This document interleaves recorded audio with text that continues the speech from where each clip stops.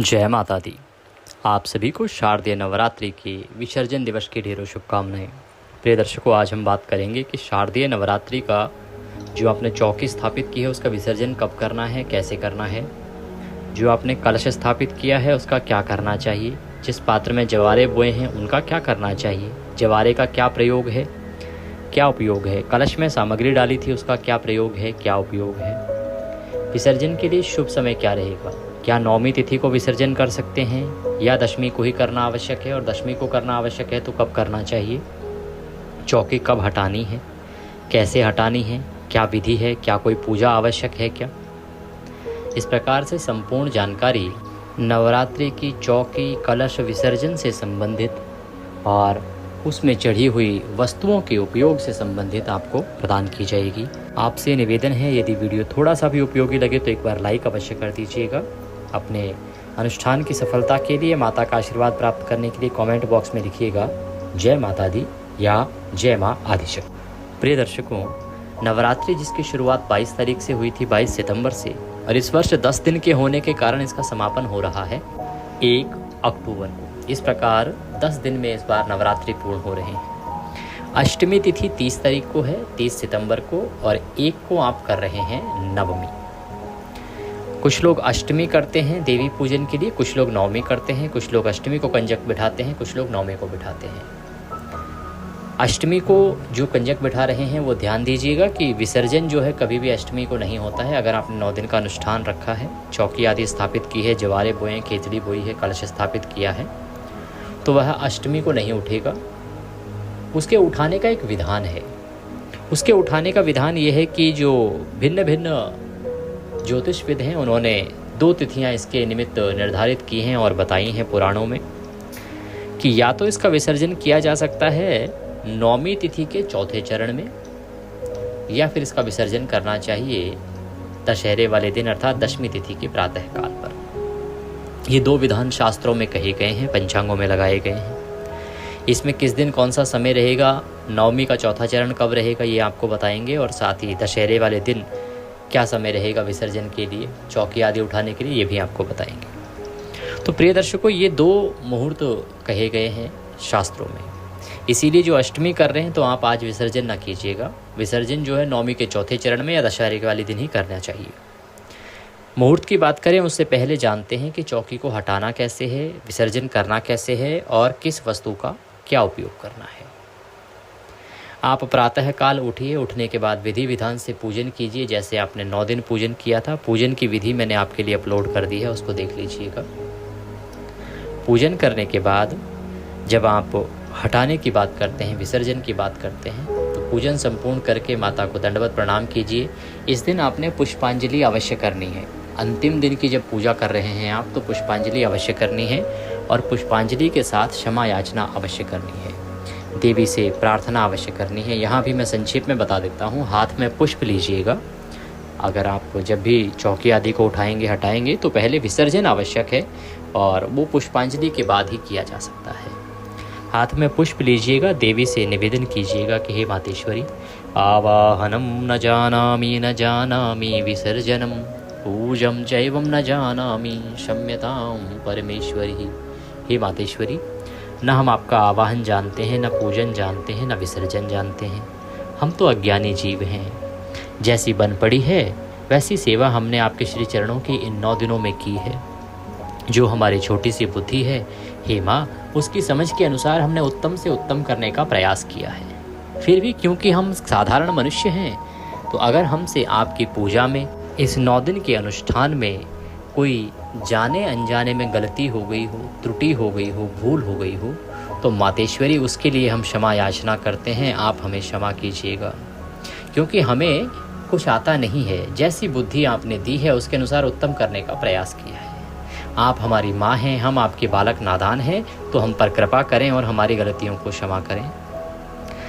आज विसर्जन का दिन है। हम आज चौकी आदि उठा रहे हैं, विसर्जन कर रहे हैं, तो सभी देवताओं से निवेदन है कि वो अपने अपने स्थानों को प्रस्थान करें। और हे मातेश्वरी, माँ लक्ष्मी के रूप में आप सदा हमारे घर में विराजमान रहें, हमें सदा आशीर्वाद देती रहें।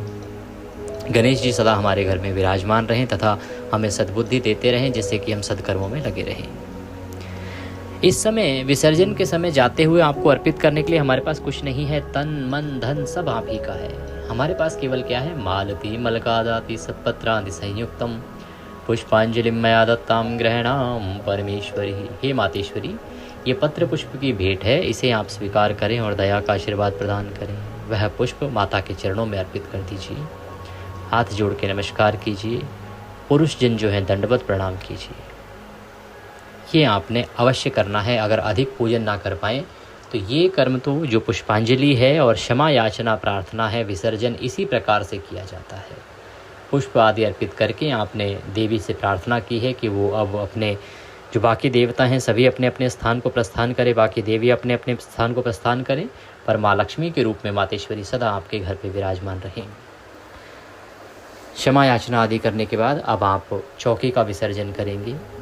विसर्जन करने के लिए अगर आपने चारों तरफ धागा बांधा है, कलावा बांधा जाता है, तो उसको तोड़ दीजिए। चौकी को थोड़ा सा सीधे हाथ की ओर खिसका दीजिए। कलश जो स्थापित किया है उसे भी थोड़ा सा अपने स्थान से खिसका दीजिए। जवारे बोए हैं उनको अपने स्थान से खिसका दीजिए। और जवारे जो हैं उसमें से 2-2 जवारे कान के पीछे लगाए जाते हैं।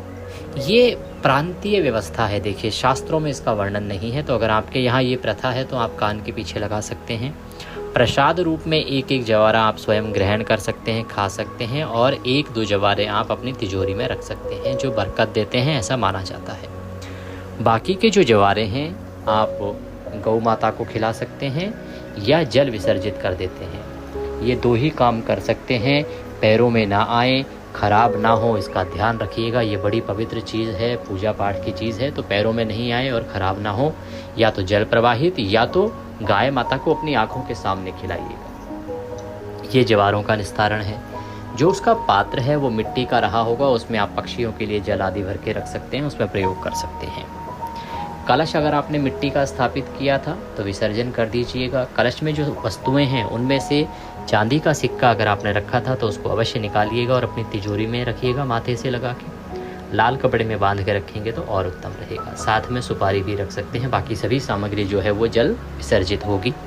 जो जल है कलश का उसको पूरे घर में छिड़किएगा। ये बड़ा ही शक्तिशाली जल है, बड़ा ही पवित्र जल है। 9 दिनों के अनुष्ठान से जो शक्तियां हैं वो इसमें इकट्ठी हुई हैं, एकत्र हुई हैं। एक पॉजिटिव एनर्जी जिसे हम कहते हैं, सकारात्मक ऊर्जा इसमें होती है, इसीलिए पूरे घर में इसको छिड़किए। इससे आपके घर में सकारात्मक ऊर्जा का संचार होगा। बाकी जो जल है वह आप पीपल पे अर्पित कर सकते हैं या सूर्य देव को दे सकते हैं। बाकी कलश जो है उसको विसर्जित कीजिए। अगर धातु का कलश है तो आप घर में अपने रख सकते हैं। जैसे अगर आपका तांबे का है, पीतल का है, तो वह कलश जो है अपने घर में भी रखा जा सकता है, उत्तम रहेगा। ये कलश का निस्तारण हुआ। जवारे का अखंड ज्योत जो जल रही है उसको जलने दीजिएगा, ज्योत को बुझाना नहीं है। बस घी आदि अब आगे ना बढ़ाइएगा, वो अपने समय आने पर अपने आप पूर्ण हो जाएगी। तो उसको एक स्थान पर रख दीजिए, जो भी आपका मंदिर है वहीं पर एक स्थान पर रख दीजिए, जिससे कि वो धीरे धीरे धीरे अपने आप शांत हो जाएगी। कलश का हो गया, अखंड ज्योत का भी हो गया, और क्या करना है जवारे का ये भी हमने आपको बता दिया। इस प्रकार से इन सब चीज़ों का विसर्जन करना है। जो वस्तुएं जल प्रवाह की हैं उनको जल प्रवाहित कीजिएगा। जो आपने 9 दिन तक भोग लगाया था वो हम प्रतिदिन आपको प्रसाद रूप में ग्रहण करने को बोल ही रहे हैं। आज का या कल का जो पूजा का फल आदि है, जो भी चढ़ा है माता को, उसको प्रसाद रूप में आप स्वयं ग्रहण कीजिएगा।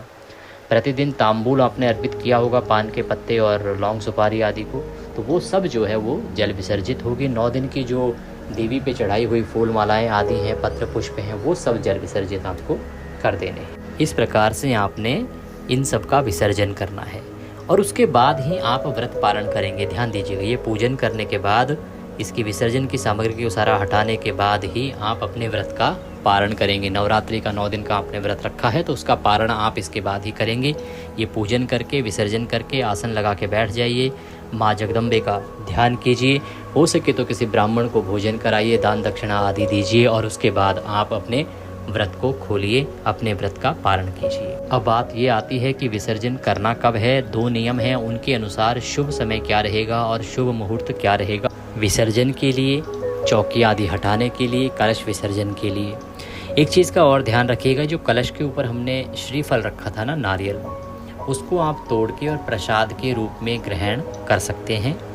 और अगर संभव ना हो तो उसे भी जल प्रवाहित कर सकते हैं। वैसे उत्तम ये रहेगा कि आप उसे माता के आशीर्वाद के रूप में प्रसाद रूप में ग्रहण कीजिए। एक विशेष जानकारी आप लोगों के लिए, कई बार क्या होता है कि नारियल कुछ लोगों का खराब निकल जाता है, तो उससे आपको डरना नहीं है। कई बार लोग सोचते हैं कि उनकी पूजा खराब हो गई है, क्या माता रुष्ट हैं क्या। हो सकता है कि नारियल काफ़ी समय से रखा हो दुकानदार के पास, इसलिए वो खराब हो गया हो। तो अनुचित इस प्रकार की सोच में ना पड़ के पॉजिटिव रहिएगा कि जो नारियल है काफ़ी समय से रखा हो दुकानदार के पास और इस कारण से वो ख़राब हुआ हो। आप घबराएं नहीं और परेशान ना होइएगा। ऐसा बहुत बार होता है, क्योंकि हमारा कर्म ऐसा है, तो हमारे पास तो हज़ारों लोगों के कॉल आते हैं, मैसेज आते हैं, बहुत लोगों के साथ ऐसा होता है। पर उसको आप डरे नहीं, ये ना सोचें कि कुछ अनुचित हुआ है। बात करते हैं कि आपने करना कब है। तो देखिए, चौथे चरण में जो लोग करना चाहते हैं वो चौथे चरण में 1 तारीख को कर सकते हैं, क्योंकि नवमी तिथि जो है वो 30 तारीख के शाम को ही लग जाएगी। ऐसे में चौथा चरण भी जो है नवमी तिथि का वो 1 तारीख की सुबह ही होगा। तो 10:27 से और 1:37 तक का समय विसर्जन के लिए, पारण के लिए उत्तम है 1 अक्टूबर को। और जो लोग दशमी तिथि में विसर्जन करना चाहते हैं, दसवीं तिथि में विसर्जन और पारण करना चाहते हैं, वो 2 अक्टूबर को कीजिएगा। सूर्य के मुख से दशमी तिथि 2 अक्टूबर को है और इसे आप कर सकते हैं सूर्योदय से, या कह सकते हैं कि 6:15, क्योंकि इसी समय पर आजकल सूर्योदय हो रहा है। 6:15 से और 10:30 बजे तक, 10:30 तक कर सकते हैं। इस समय में यदि किसी का नहीं हो पाए, कई बार लेट हो जाते हैं, या तो हमारा वीडियो समय से ना मिला हो या किसी और कारण से लेट हो गए हों, तो आप लेट से भी लेट इसे 2:30 बजे तक कर लीजिएगा, 2:45 तक कर लीजिएगा, उससे अधिक लेट ना कीजिएगा। ये समय रहेगा विसर्जन के लिए और पारण के लिए उत्तम। ये थी जानकारी कि विसर्जन कैसे करना है। जो पूजा में आपने सामग्री चढ़ाइयाँ हैं, जो जिन चीज़ों की पूजा की है उनका क्या करना है। जो तस्वीर आपने माता की रखी थी उसको अपने घर में रखिए। चुनरी जो है उसको अपने घर में आशीर्वाद रूप में रखिए। माता को जो श्रृंगार की वस्तुएं चढ़ाई थी उनको माता के आशीर्वाद के रूप में स्वयं प्रयोग कर सकते हैं। कुछ और पूछना चाहते हैं कमेंट बॉक्स में लिख के पूछ सकते हैं। फ़ोन पर मैसेज के माध्यम से या व्हाट्सएप के माध्यम से जुड़ सकते हैं। दक्षिणा आदि यदि कुछ भी हमें भेजना चाहते हैं तो आपकी स्क्रीन पर नंबर आ रहा है 900 से, उस पर भेज सकते हैं। इसके अतिरिक्त बार कोड भी आपके सामने स्क्रीन पर आ रहा होगा, उस पर स्कैन करके भी भेज सकते हैं। ये थी जानकारी विसर्जन से संबंधित। वीडियो थोड़ा भी अच्छा लगे तो लाइक अवश्य कीजिएगा, कमेंट बॉक्स में लिखिएगा जय माता दी।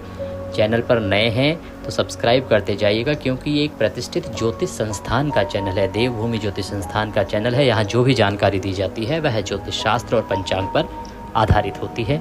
माँ सब पर कृपा करें। जय माता दी।